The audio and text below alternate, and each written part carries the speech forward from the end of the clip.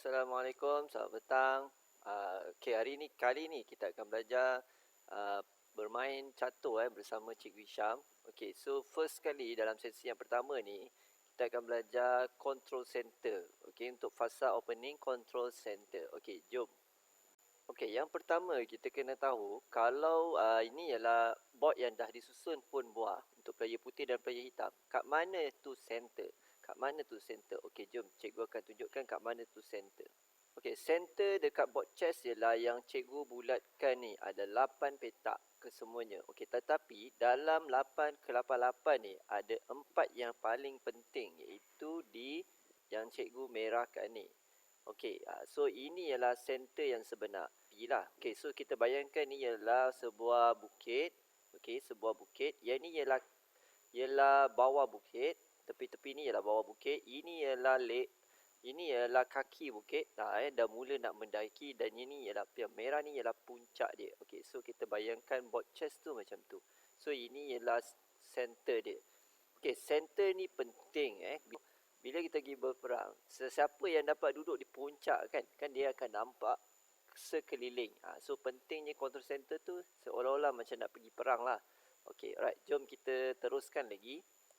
Jadi macam mana putih, sebab dalam permainan chess putih jalan dulu. Macam mana putih nak mula control center?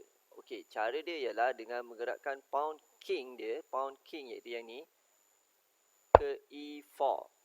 So bila dia gerak ke E4, automatik dia akan control 2 square di bahagian center.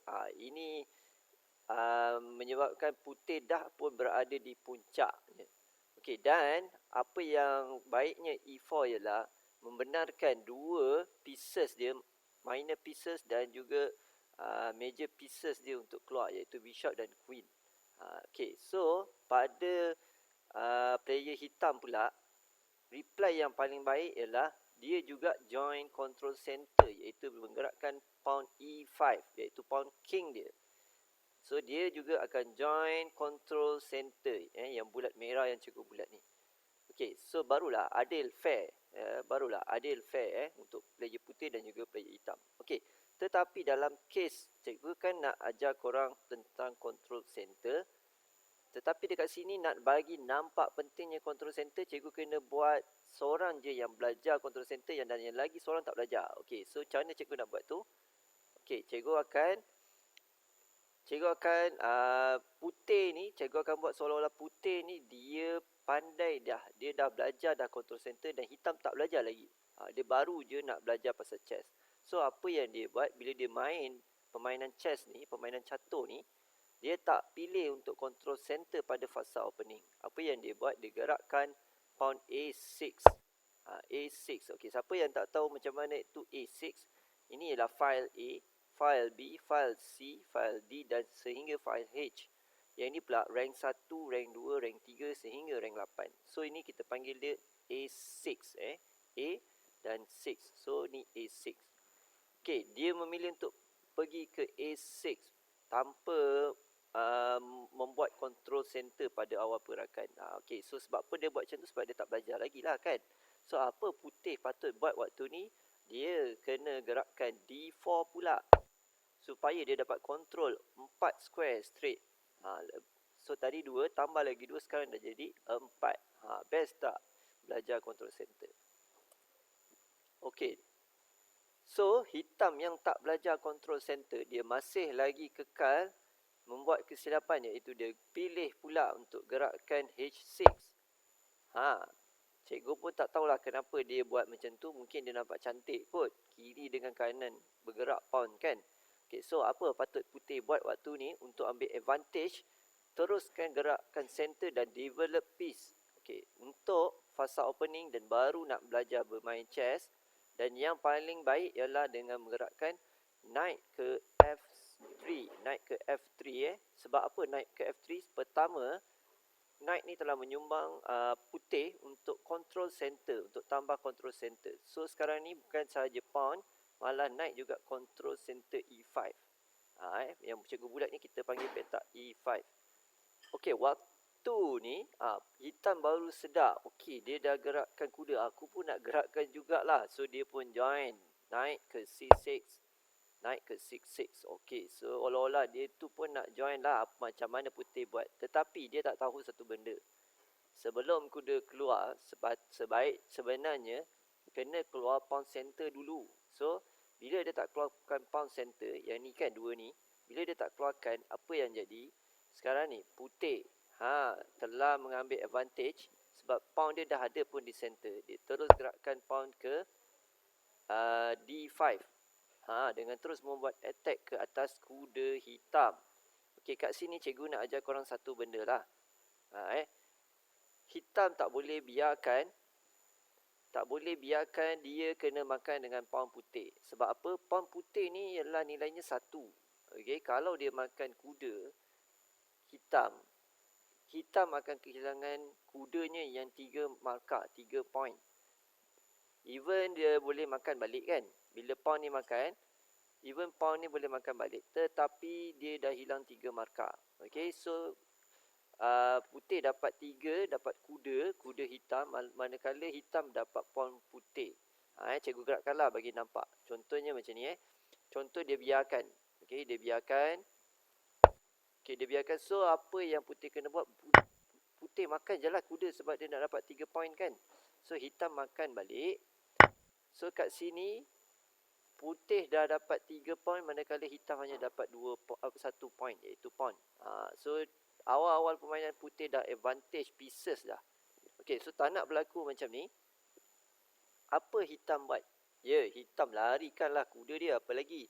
Tetapi untuk lari ke dua petak yang cikgu bulat ni, sebenarnya tak bagus. Memang tak bagus. Bukan sebenarnya, memang tak bagus. Sebab dia undur balik. So, apa yang patut hitam kena buat, dia akan pilih untuk gerakkan pawn dia ke depan. Okey, tapi kat sini, petak ni dia kena makan dengan kuda. Petak ni pun dia kena makan dengan kuda putih.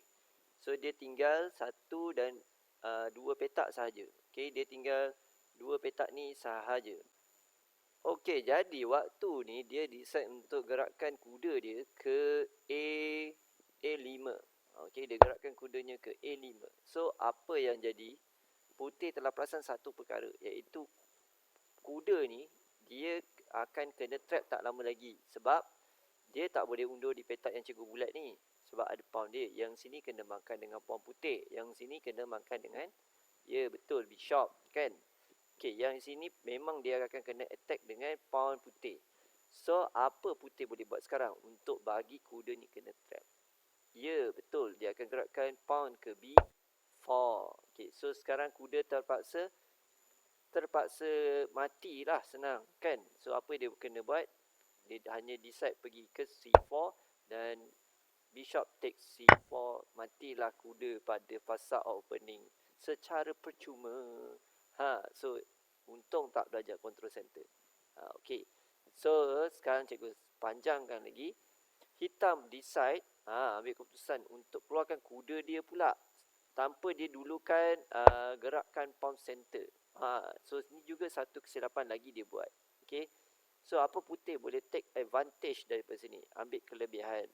Dia pun terus dia ingat pawn player hitam ingat dia boleh makan pawn E4 ni. Padahal pawn E4 ni dia boleh attack kuda ni balik semula. Okey, sekali lagi, kalau player hitam fikir untuk undur ke belakang, memang dia dah belajar lah dengan coach dia, undur ke belakang ni bagi petak yang sama tu satu perkara yang merugikan. Jadi apa yang dia buat? Dia terus gerakkan kuda dia ke G4. Okey, sekali lagi player putih perasan yang dia tu, yang kuda hitam ni akan kena trap lagi. Akan boleh trap lagi, akan boleh kena trap lagi. So, apa yang dia buat? Perasan tak? Yang cikgu bulat-bulat ni, dia tak boleh pergi pun. Kalau dia pergi makan pawn ni, kuda putih akan makan balik. So, dia rugi kan? Dia dapat 1, putih dapat 3. Kuda tu patah balik dekat sini. Sekejap, sorry. Patah balik dekat sini pun kena makan dengan pawn putih. Petak ni tak boleh sebab ada pawn sendiri. Kalau makan yang ni dengan ataupun yang ni, dua-dua pun ada yang jaga. Okey, jadi apa yang putih kena buat sekarang supaya dia dipaksa untuk buat pilihan. Putih terus attack je kuda ni. Dia attack H3. So kuda ni dah terpaksa bertindak terus. Sama ada nak lari yang tak boleh lari pun, ataupun makan je lah apa-apa pieces putih. At least dapatlah satu kan. Okay, so dia decide untuk makan pawn F2 dan king makan balik. Okay, so kurang-kurangnya hitam rasa yang putih dah tak boleh castling lah lepas ni. Tapi sebenarnya tak ada masalah. Sebab putih masih boleh dikira macam castling dengan cara digerakkan rook ke F1 dan king ke G1. Okay, so korang nampak tak advantage bila korang belajar pasal control center sewaktu fasa opening. Okay, so cikgu harap sesi ni dapatlah bantu korang untuk faham control center dengan menggerakkan pawn depan king dan juga depan queen dan juga dengan menggerakkan kuda sebagai membantu control center. Okey, kita akan jumpa lagi di sesi yang lain. Harap korang happy dan terus-terus bermain catur. Bye. Assalamualaikum. Bye semua.